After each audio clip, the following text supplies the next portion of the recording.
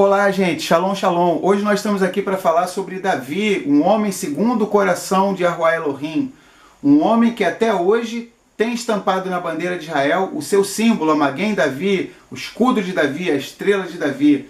Hoje nós vamos estar falando sobre esse gigante espiritual, baixinho na estatura, mas um gigante espiritual aos olhos do Criador e um exemplo para cada um de nós, o rei Davi, que antes de ser rei, passou por muitos sofrimentos. O que fazia com que Davi fosse um homem segundo o coração do Criador dos céus e da terra? Parece que Davi tinha alguma coisa especial dentro dele, uma espécie de antena que captava aquilo que vinha do coração do Criador. Davi era um homem que tinha o seu coração facilmente tocado, um homem que ouvia as batidas do coração do Criador, um homem que captava a essência do amor de Yahuwah.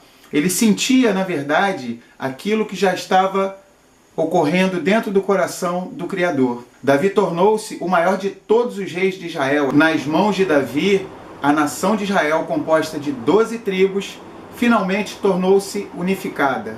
Ficou coesa. Um sonho que estava no coração do Criador dos céus e da terra, desde a saída das 12 tribos de Israel do Mitzrayim, do Egito. Muito bem, vamos analisar o seguinte.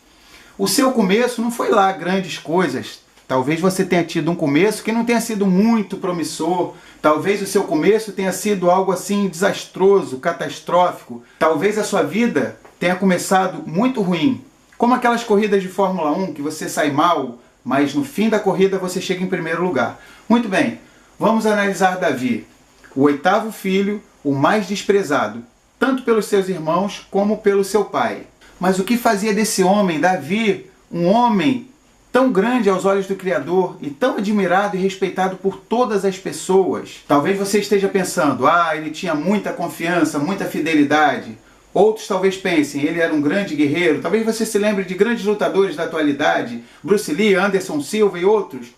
Mas será que realmente era isso que o rei Davi tinha como sua principal característica e qualidade? Muito bem. A Escritura diz que o rei Davi, antes de ser rei, ele era um apacentador de ovelhas. Ele cuidava das ovelhinhas de seu pai, Jessé e Shai. E enquanto ele cuidava das suas ovelhas, ele fazia duas outras coisas, que era estudar as Escrituras e compor canções e tocar harpa ao nosso Criador, compor salmos maravilhosos que nós cantamos até os dias de hoje. Durante 40 dias, um gigante, um campeão de Gate, chamado Golias, o campeão dos filisteus, aterrorizava o exército de Israel. E a Escritura diz que o rei Davi ouviu as palavras de afronta do gigante Golias. Um apacentador de ovelhas de 17 anos tirou a humilhação, o opróbrio que estava sobre Israel. Um outro dia, Davi estava em frente à sua cidade natal, Beit Lehem, Belém. A tradução de Beit Lehem é casa do pão. Beit é casa, Lehem pão. A mesma cidade onde Yahushua HaMashiach, Jesus o Messias, nasceria. E os seus soldados ouvem que o rei Davi está com sede, precisamos dar água para ele. E eles vão sem contar nada para Davi. Arriscam a sua vida e trazem água de Belém para o rei Davi beber. E o que o rei Davi faz? Ele bebe aquela água? Qualquer um de nós beberia aquela água? Seria uma desfeita não beber a água que aqueles homens trouxeram com tanto carinho, arriscando a sua própria vida. Mas Davi ele captava a voz do Criador.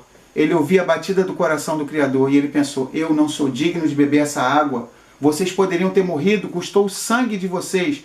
Só existe um que merece essa água. Yahuwah, o Criador dos céus e da terra. E ele pega aquela água e oferece a Yahuwah. Ele derrama na terra aquela água.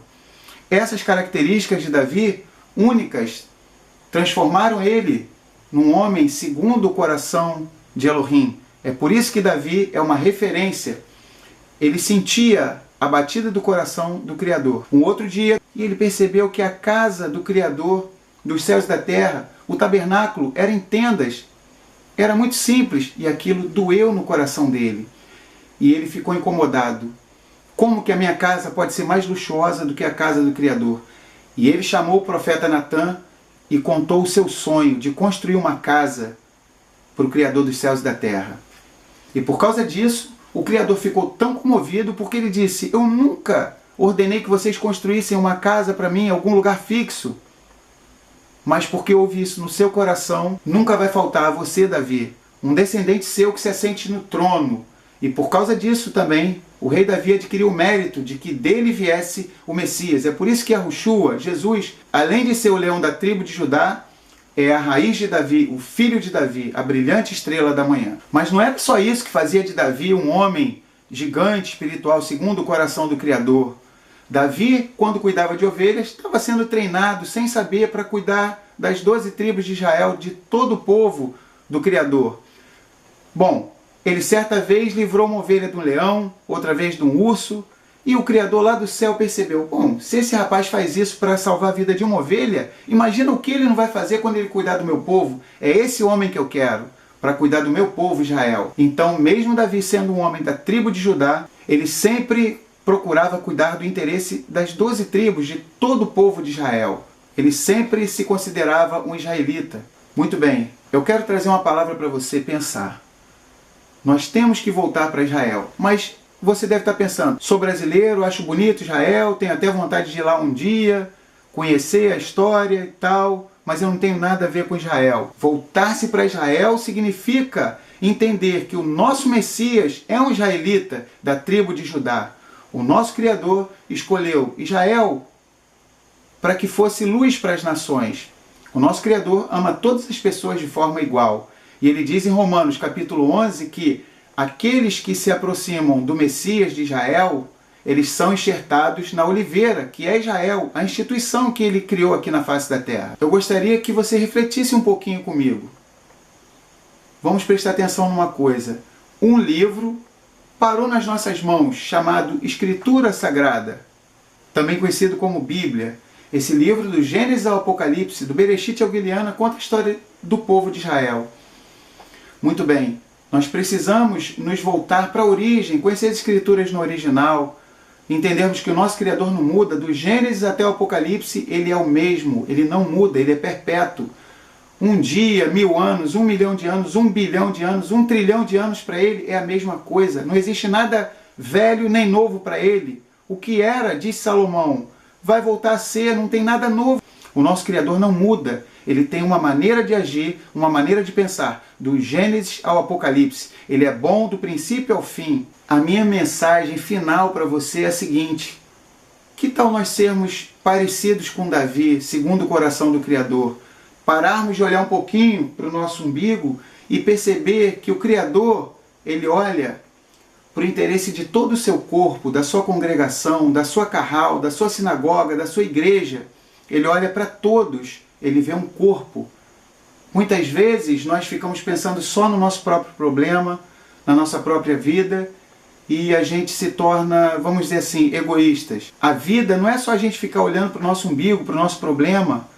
A vida consiste em fazer a vontade do Criador dos céus e da terra. Uma coisa interessante é a gente entender isso, que quando a gente cuida das coisas do Criador, ele cuida das nossas coisas. Ele não vai ser devedor de maneira nenhuma a nenhum de nós. Se nós que somos falhos cuidarmos das coisas dele, ele vai cuidar das nossas coisas. Mas nós não devemos fazer isso com interesse. Eu vou fazer algo para o Criador para ganhar alguma coisa. Ele sonda o nosso coração e isso não vai ser bom aos olhos dele. Mas nós devemos ter prazer em fazer a obra dele. Quando a gente ajuda uma pessoa, ficar feliz. Puxa, eu tive a oportunidade de ser o braço do Criador dos céus e da terra para aquela pessoa. Quando você ama alguém, você é o coração do Criador para aquela pessoa. Quando você leva uma palavra de conforto para aquela pessoa, você está sendo a boca de Elohim para aquela pessoa. Vamos entender o seguinte: nós somos o corpo do Messias aqui na face da terra. Ele nos chama de seu corpo e ele é o cabeça. Por isso nós temos que parar de ficar olhando para o nosso umbigo. A gente tem que entender que o mundo não gira ao nosso redor. Nós somos uma peça da engrenagem e nós precisamos fazer a vontade, não a nossa, mas daquele que fez os céus e a terra. Porque a nossa vontade é muito ruim, é cheia de falhas, é errada, é egoísta. Porque a vontade dele é boa, perfeita e agradável para as nossas vidas. Se você gostou do nosso vídeo, você clica aqui embaixo. Você pode clicar em gostei. Nesse mesmo cantinho tem uma miniatura do nosso canal que você pode clicar também e você pode estar se inscrevendo no nosso canal. Mas se você preferir, pode se inscrever aqui também no nosso canal. E também pode curtir nossa página no Facebook, pode nos acompanhar no Twitter e você pode nos seguir também no Instagram. Shalom, shalom e até o próximo vídeo.